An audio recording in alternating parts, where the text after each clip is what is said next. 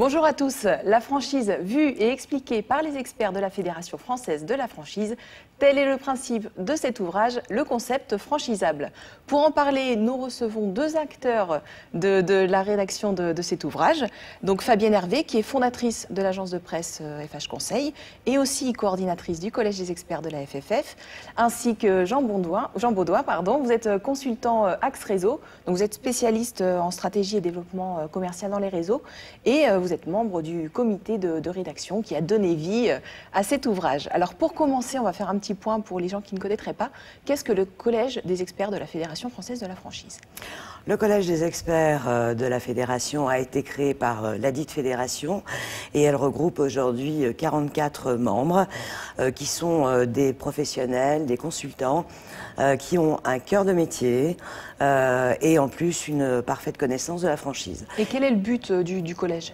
Le but, c'est d'une part de pouvoir conseiller au mieux des futurs franchiseurs ou des franchiseurs bien établis, bien évidemment, et puis aussi d'apporter sa contribution vis-à-vis de la fédération et donc de participer à des travaux de réflexion, d'animer par exemple un événement annuel majeur qui est la conférence juridique, et puis aussi d'être à l'initiative d'un ouvrage comme celui-ci dont nous allons parler tout à l'heure. Alors, on va en parler même tout de suite.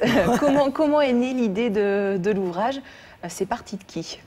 Alors, je dirais que c'est parti de moi, mais avoir une idée, c'est bien. Encore faut-il qu'elle soit suivie. Et après, Jean pourra en parler longuement. Mais en fait, l'idée, c'était il y a 2-3 ans déjà. Je pensais qu'au niveau du collège, il était de notre devoir de proposer des travaux, des réflexions qui puissent aller au-delà de la simple relation avec la fédération, mais qui puissent être le fruit de nos expérience et être livré à un public large. Et donc l'idée était de faire un ouvrage, mais ça n'en était qu'une idée. Et puis après, eh bien, il y a eu cette idée qui a été proposée au collège.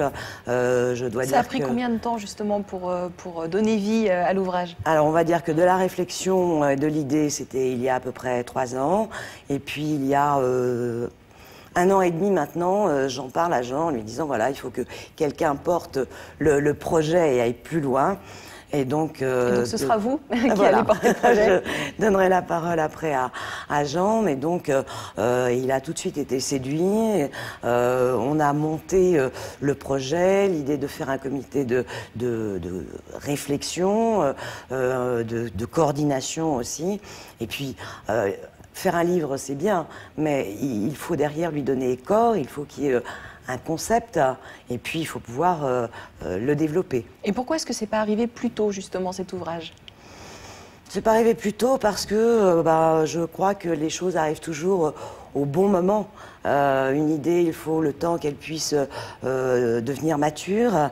Et puis, comme je disais, eh bien, il faut la partager avec d'autres. Donc, c'est un peu comme un bébé, quoi. Faut le nourrir, faut l'alimenter, et puis après, lui projeter un avenir. Et il faut que ça reste concret et réaliste. Alors, Jean Baudoin, vous avez énormément travaillé, voilà, pour que ce projet prenne vie. Qu'est-ce qui le démarque des autres ouvrages existants? Il y en a quand même certains. Quelle est la différence? Je pense que la différence fondamentale est liée au fait que la plupart des auteurs ont travaillé dans leur spécialité. Autrement dit, les juristes ou les avocats ont écrit des ouvrages fondamentalement juridiques. Certains se sont penchés sur les aspects propres à leurs activités, tels que la gestion, la mise en place de la communication, mais on n'avait pas eu jusqu'ici un ouvrage transversal qui permettait de dire voilà ce que sont les différents aspects de la mise en œuvre d'un concept dans le cadre d'un réseau de franchise. Et cela, c'était l'original.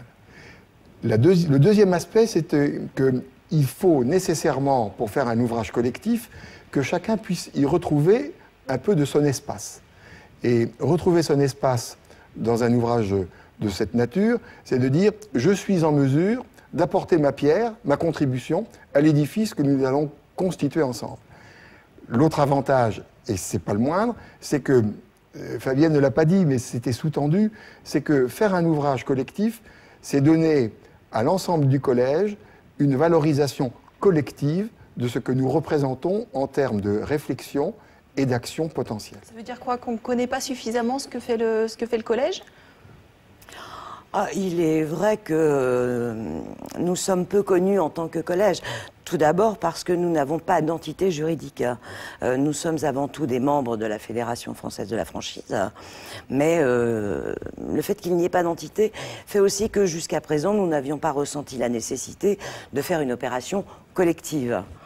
Mais ce qui est aussi formidable dans notre démarche, c'est que nous avons eu l'aval complet, l'adhésion de la Fédération, de son président Guy Gras et de la délégation générale animée par Madame Simmer, qui d'ailleurs nous a fait, on va dire, la joie de nous signer la 4e de couverture. Donc c'est bien aussi l'attestation et la preuve que nous sommes vraiment dans le même état d'esprit et la même philosophie. Alors cet ouvrage, il s'adresse à qui? Quand on le regarde au premier abord, on se dit que c'est plutôt pour les futurs franchiseurs, c'est bien ça? Pas seulement.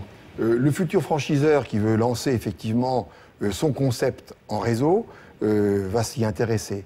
Mais c'est aussi un ouvrage qui va informer de manière approfondie le candidat à la franchise, celui qui va devenir franchisé d'un réseau, de telle manière à ce qu'il puisse regarder ou comprendre les différentes étapes qu'ils vont avoir à franchir, lui en tant que franchisé et le franchiseur en tant que tête de réseau. Mais ça s'adresse aussi à ceux qui, d'une manière générale, veulent remettre un peu à plat leur propre réseau. Je suis un franchiseur, j'ai déjà X points de vente, ça se passe bien. Est-ce qu'on pourrait faire en sorte que ça aille mieux? Donc, la remise à plat du concept même, par exemple l'évolution dans le cadre, par exemple, d'une franchise de restauration thématique, on va changer la tonalité, on va faire autrement. Est-ce que j'ai pas des étapes à ne pas oublier? Comment est-ce que je vais m'y prendre? Et là, effectivement, un franchiseur déjà installé peut consulter cet ouvrage avec bénéfice. Donc c'est pas forcément uniquement pour les gens qui sont totalement novices, qui découvrent la franchise. Pas seulement. Je pense que ça a quelque chose d'un peu... en fait, on se penche un peu sur soi-même, sur le passé de l'enseigne quand elle existe, où on va essayer de comprendre comment on va développer l'enseigne qu'on veut mettre en réseau. Et quelles sont justement les erreurs les plus courantes? Parce que cet ouvrage est basé sur les expériences des membres du collège qu'ils ont pu constater sur les terrains. Quelles sont les erreurs les plus courantes des futurs franchiseurs ou des gens qui se sont déjà lancés en franchise? Je dirais que c'est le premier thème qui est évoqué dans cet ouvrage par Jean-Michel Illien. C'est déjà... Qu'est-ce que la franchise et comment devient-on franchiseur?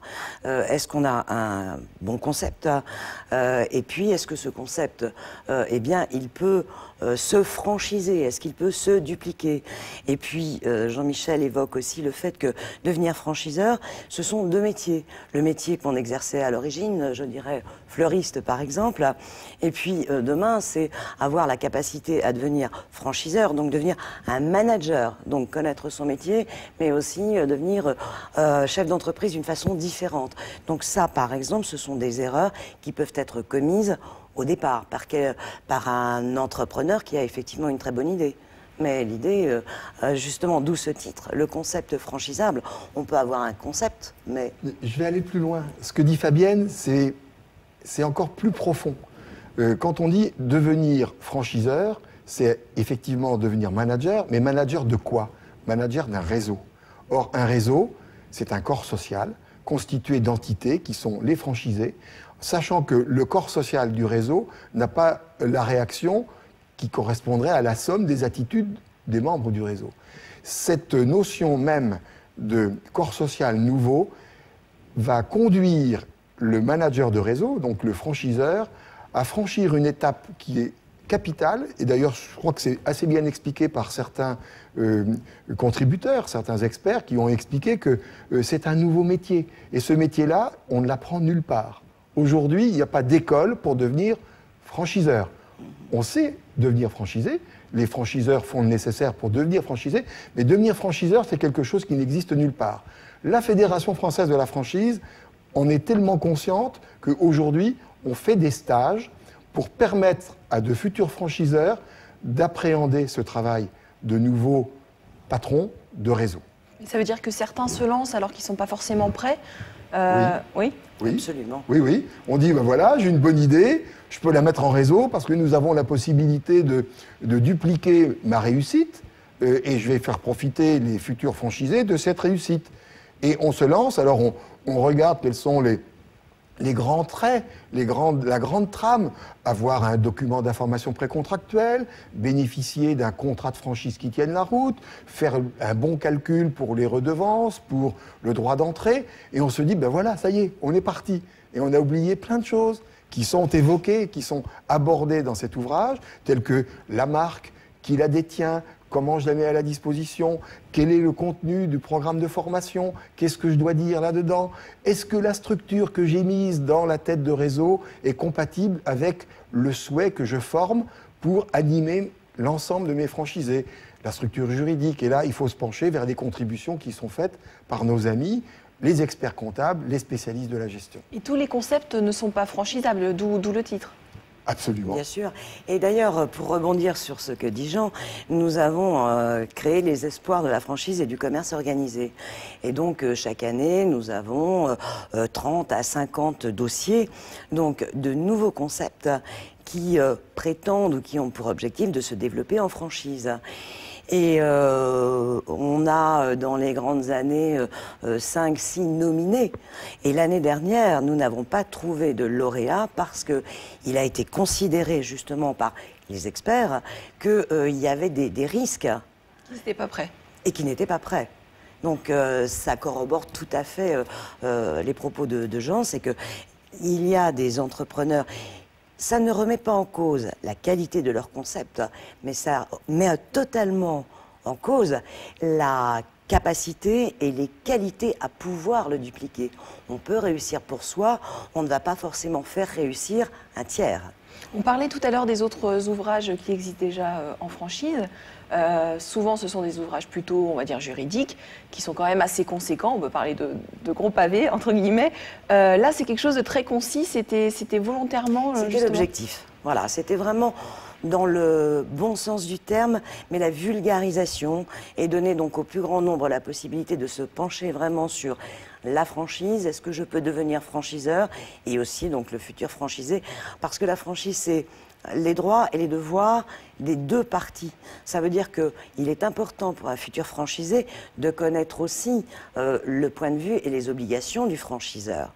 Donc ça s'adresse vraiment aux deux parties. Ça veut dire qu'il a fallu faire des concessions sur les thèmes à aborder. Comment est-ce que vous avez décidé de tout ça? Alors là, je dois dire que le comité de rédaction a fait preuve de sagesse et de simplicité en même temps. La volonté, c'est de faire un ouvrage relativement court, 200 pages, des chapitres relativement brefs, pour donner une tonalité nerveuse à la lecture. On dit, on peut lire ce livre en pêchant à l'intérieur de l'ouvrage le chapitre qui vous convient, sans avoir l'obligation de lire tout ce qui est avant ou de lire tout ce qui est après. Donc c'était une volonté éditoriale de faire un travail de vulgarisation et d'un abord relativement simplifié. Cette volonté, elle a été tellement manifeste que ça nous a obligés, à certains moments, d'écarter des contributions trop longues, ou même de dire le sujet que vous voulez traiter, ou que tu veux traiter, cher collègue expert, eh bien, nous ne pouvons pas le retenir. Ce qui veut dire qu'il y a une certaine sévérité qui a été manifestée par les membres du comité de rédaction pour faire entrer d'une certaine manière les contributions dans ce schéma. Ce qui est important, c'est que nous sommes 44 aujourd'hui au collège. 22 ont participé à cet ouvrage. C'est ce que j'allais dire, tout le monde n'y a pas participé. Il n'y a Non, pas des frustrations? On ne peut pas. On sait que dans le prochain ouvrage, d'autres vont participer, alors que certains qui ont écrit dans le premier n'iront pas contribuer. C'est important parce qu'il fallait donner à l'ouvrage ce caractère collégial, collectif, d'implication globale de la fédération à travers son collège dans la manifestation de la transmission du savoir ou de la compétence ou en tout cas de la connaissance. Et ça a été compliqué de ne pas froisser les susceptibilités quand il faut écarter certains, donner la parole plus à d'autres? Ça a été très très simple et ça s'est extrêmement bien passé parce que la question de base c'était est-ce que la thématique rentre dans le sujet du premier tome? Et le contributeur de lui-même disait non, effectivement, ce thème, il sera pour le prochain sujet et ça s'est remarquablement bien passé. Alors, certains sujets en franchise donnent lieu à des interprétations. Certains textes sont appréhendés de différentes manières. Et dans le livre, les experts ne vont pas forcément avoir la même approche. Est-ce que c'est compliqué, justement, de mettre tout le monde d'accord? Est-ce que c'était le but? Ou est-ce que l'idée, c'est que toutes les visions aient leur place? Le but, c'est pas de mettre les gens d'accord. Le but, c'est de les informer et de donner aux lecteurs des possibilités d'action fondées sur des interprétations ou sur des choix. On va prendre un exemple. Dans cet ouvrage, on parle de la propriété de la marque. Eh bien, deux experts ont fait des contributions qui sont différentes en disant tantôt vous pouvez conserver la propriété de la marque entre les mains du fondateur à titre personnel, ou bien tantôt il est plus judicieux de mettre la propriété de la marque entre les mains de la tête de réseau. Les explications sont différentes parce que le but poursuivi est différent. L'un va dire je le mets dans la situation patrimoniale et l'autre va dire je vais respecter une disposition fiscale. C'est ça qui est intéressant. Et c'est pas contradictoire? C'est pas contradictoire. Pas du tout. Le lecteur fera son choix. On peut se dire, il n'y a pas des textes qui vont venir contredire le précédent tous vont être quand même dans une ligne Non, constante? justement, il ne peut pas y avoir de contradiction et il ne faut pas oublier non plus que les experts s'engagent à respecter le code de déontologie européen, ce qui fait que toutes les théories développées par les experts sont en accord avec la philosophie de la franchise même et de son essence. Donc, au partir de là, il n'y a aucun problème. Alors la franchise, c'est un monde, un univers qui bouge très vite. Est-ce qu'on peut se dire qu'il va être rapidement périmé ou est-ce qu'il s'inscrit dans la durée?